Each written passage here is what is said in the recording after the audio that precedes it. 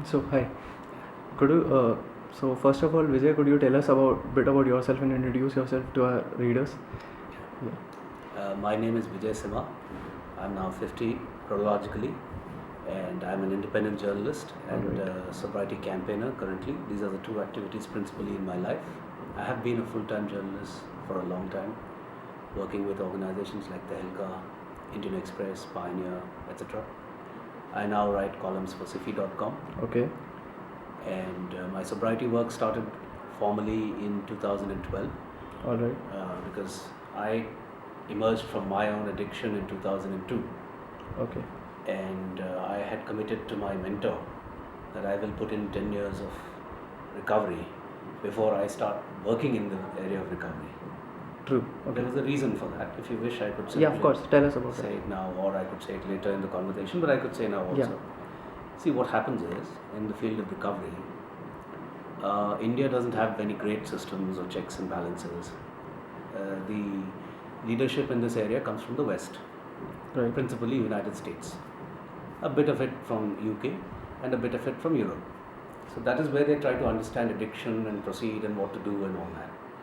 So someone like me, who is not a psychiatrist or a psychologist, who is not a person of medicine, Right. who is himself been through addiction and drugs and would want to say work in this area, Right. what do I do? That was the question I posed. Hmm. So my mentor told me, this was in 2002. He said if I was in the United States, they have a process where you have to put in 8 years of uninterrupted recovery, which is measurable. Not simply I'm saying I'm in recovery, but people around me are able to certify that yes, I've been in recovery and I'm leading a good life, productive life. Yeah. So first necessity is 8 years. Then I'm put through a test, a written test, and an interview. If I do well in both, then a high quality rehab will take me on board as a counselor. Okay. This is what he told me. None of these processes exist in India. In India, there are many rehabs where you can simply get in for treatment, and the day you get out, you can start your own, Oh. which is what people do, which is why treatment levels are so poor in India. Right. Anyway, so then I told him, look, India is a nation of shortcuts. If you're saying 8 years, okay, let me do 10. And then I shall see if I can help others. That 10 years was over in 2012. Right. Coincidentally, in 2012, Amir Khan sent his team to speak with me for Satyamev Jayate. Yeah. It was broadcast 3 months after they interviewed me in the summer of 2012, that particular episode. Yeah. It apparently is one of the more popular episodes, that's It what is. they tell me. It is. Now, that changed a lot of things. So, because of these series of coincidences and my own personal code of conduct where I said I will put in 10 years, Right. I was able to start in 2012. Right. So, this work, part of my work, is 2 years old. Journalism is from 1988. Of course, I lost several years in between due to drugs and addiction. So about 18 years of serious journalism. Right. That is who I am, that is who I'm speaking with you and to your readers and viewers. This is who I am, and in the course of all this work, I've written enough on drugs. I'm a very active sobriety campaigner. I engage with people, I write articles. In this very space, I do counseling every day. Before you came, a person left. So there are timings, there are clients. So this is our karma bhumi, so to say, at the moment. We have our own plans. I am in tie-up with a lot of youngsters, and we will probably do something of our own, but I don't want to talk too much about it unless we do something. That's very commendable, actually. So, if you could help us understand a bit about how you went into addiction and what was the period of your life that like, because we would like to know how someone who is into drugs feel like. What is his thought process like? What is his why is he not able to see its harms and everything? Yeah. Yeah. So could you just elaborate Yes, a bit on that? I could. You know, drugs and alcohol both come very early in life. Right. So, like, say you are 20, it would have already somebody your age, if they were trying the substances, would already have tried by the age of 15. So, this is something that the youth always needs to know. It starts early, number one. If anything starts early, it stays with you for a longer time. Okay? So, the chances of you emerging from there are very difficult because it's a long part of your life. Mostly, all kinds of youngsters get into it for a few reasons. In my case, I was very good with studies, as they say. Academically, I was very good. I was always curious about the world. So you might say I was intellectually curious. I was also fairly socially conscious. I would look at about what was happening around me, see if, so kept my eyes and ears open. Someone like me was expected to contribute a great deal to society. In my family at that point of time, I'm talking about the 80s, Right. 1980s, the high point of contribution to India was civil service. Yeah. Right now you have many avenues where you could contribute. Right. Then that was the best avenue considered by most families, as it was in my family. So they used to talk to me constantly and ask me to get into civil service. I never had those instincts. And then I had lots of friends. Around class 10, we started to move out more often. You begin to go out, go Right. with friends, Socialize. socialize, as you might say, see movies, Yeah. hang out. That was where cigarettes, Pink Floyd, grass, weed, marijuana, pot, whatever you want to call it, all of them came at the same time. So you listen to Pink Floyd and you're just transformed. You're transported into a different world, which was totally different from what it was at home then for me. So I was more attracted to that world. And if you listen to 2 tracks of Pink Floyd, by the time you're on to the 3rd track, somebody is lighting up a joint. Right. So that's how it was with me. Okay. Now, the effect on it was that I had was terrific. That's another reason why youngsters get into it.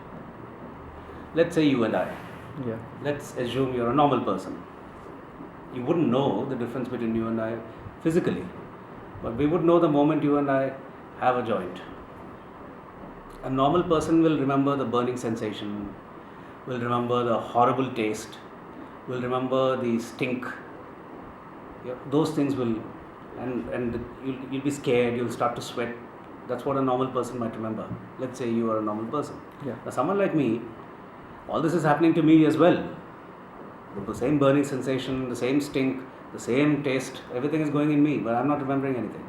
Okay. I'm magically transported by the effect it has on me. Okay. It has a totally different effect on me and I'm feeling great. My mind will always connect to that effect. Your mind, as a normal person, will connect to that horrible taste. Oh. So the next time it comes in your life, it may not be tomorrow. It could be after a year, it could be after 3 years. I'm talking first experience in life, Yeah. as a youngster. Your mind will say, no, that's a horrible taste. My mind will say, wow, let's do it. I will not say no. Okay. That's the difference. That's a key difference, which is why I keep telling people, look out for how you feel towards it. Right. If you love it, that's a sign of warning. It means you're likely to do it more and more and more and get into a trap, which was what happened to me. My entire world changed Okay. and I continued to do it. I drifted from all known systems that a human being lives by. I stopped getting inputs from mentors, teachers and all. I just stopped going to classes. Okay. I stopped interacting with family. All my inputs in life began to come from music, movies, books, whatever books I pick up, and drugs. This was where I learned about life. My education came like this. All right. So imagine where they thought I would be a top civil servant, and here I am learning through drugs. This is what happens. Once this happens, it's difficult to break that process because it's a magical process. For about 5-6 years, there's no trouble because you're young, you're healthy physically.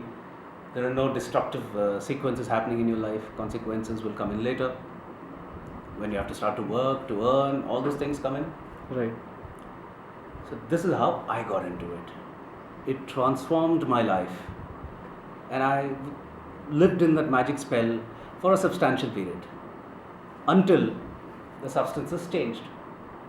See, nobody sticks to just one substance all their life. Okay. Very Yeah. few do. Even if someone tells you they drink. Now, in liquor, there are thousands of varieties of liquor and yeah. brands. So, nobody sticks to one thing. You graduate. From weed came heroin, crude street heroin called smack. Those are things with devastating consequences. They have a different cycle They have a different effect on you. Weed might last for say 6 hours, 8 hours. Smack will barely last for an hour, 2 hours. So the cycle is different, the high is different, the chemical is affecting you differently. So you get enslaved. Right. And you keep doing it more and more. And the chemical composition is different. So before you know it, you're already changing the way your body is responding. You start to waste away. But all this happens later.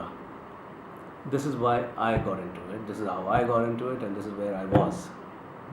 So how long was that period, and how did it finally break that magic It's spell a you were long talking story. about? It's a very long story. I'm writing a book on that. Okay. But let's say dates. It's Okay. easier for people to understand. Sure. I'm 50, so 64 I was born.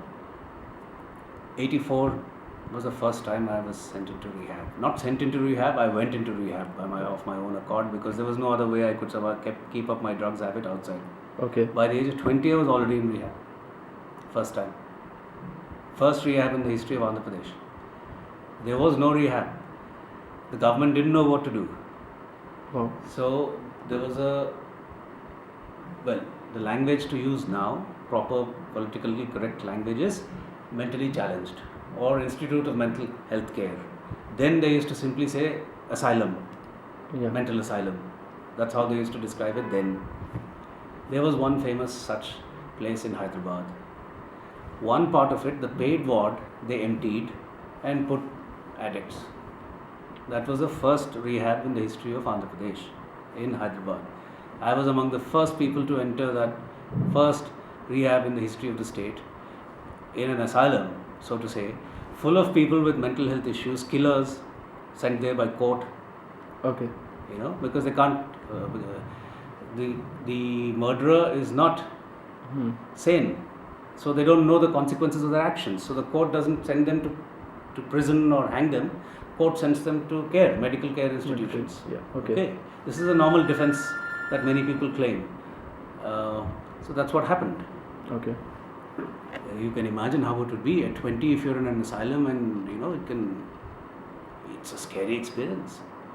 I am sure. Yeah. So from then, many ups and downs, much success in career, much failure in career because of drugs. They just stopped doing work, basically. Finally, in 2002, when I was dying, a friend put me in a rehab in West Delhi, which no longer is what it was then. So no point naming it and all that. Otherwise, your readers and viewers will get a different idea that it's still a great place. It no longer is. Okay. There, I went into rehab then, but it was an asylum. But this was proper rehab. And I'm 38. Then I was 20. Now I'm 38. So for full 18 years, so many times destroyed my life and career and dignity. So many times I put my life together and again crashed, and again make a name for myself, and again crash. 2002, you might say, was the last time I had any substance in my life. For 18 years, there was initial heaven and magic, and I was actually on the dark side of the moon, so to say. And then streets, the last 9 months before, last year before I went into rehab in 2002, Okay. were the worst. Where in same Delhi, whereas we were talking, I lived like a pig, worse than a pig actually. I wasn't living, I was homeless, I was on the streets. I survived the winter, the winter of 2001, I survived on the streets of Delhi, sleeping on the streets, homeless, dodging the police, dodging others on the streets. It is a tough life, by the way, on the streets. Very few survive, because there are people willing to kill you if you have even 10 rupees. There are policemen. You'll be surprised how many policemen. If you sit at home and if you read the papers, you'll wonder, no police in Delhi or what? There's so much crime. But you try living like that. Every 2 minutes there's a cop. And they'll come to you. Every 2 minutes there's a police wala who accosts you. It's amazing. There are so many police walas in Delhi. You can't believe. You have to be really good to escape so many cops. That's a new thing for me. Yeah. I mean, it is true. I never discovered that until I was homeless. And I had to hide from them. Earlier, I never had to hide. As a journalist, they would be scared of me. But here I was. And that's another thing I discovered about Delhi. There are far too many cops. If they did their job, there'll be no problem. Food is a problem, but who cares? I mean, an addict is not thinking food. Okay. You never think food. You're thinking your chemical is your food. It becomes your only means of survival. Okay. Sorry, I think I might have to take this. Just one Sure, moment. sure.